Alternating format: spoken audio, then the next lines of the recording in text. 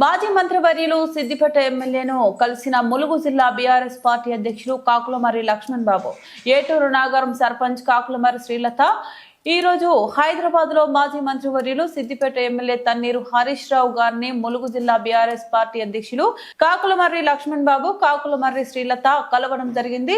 ఏటూరు నాగారంలో BRS party అభ్యర్థిగా కాకులమర్రి శ్రీలత భారీ మెజార్టీతో గెలుపొందడంతో మర్యాద పూర్వకంగా తన్నీరు హరీష్ రావును కలిశారు. మాజీ మంత్రివర్యులు తన్నీరు హరీష్ రావు కాకులమర్రి శ్రీలతను మరియు ములుగు జిల్లా బీఆర్ఎస్ పార్టీ అధ్యక్షులు కాకులమర్రి లక్ష్మణ్ బాబును అభినందించి కాకులమర్రి శ్రీలతకు సాల్వా కప్పి సన్మానించి ఏటూరు నాగారం మేజర్ గ్రామ పంచాయతీని అభివృద్ధి పదంలో నడిపించాలని హరీష్ రావు అన్నారు.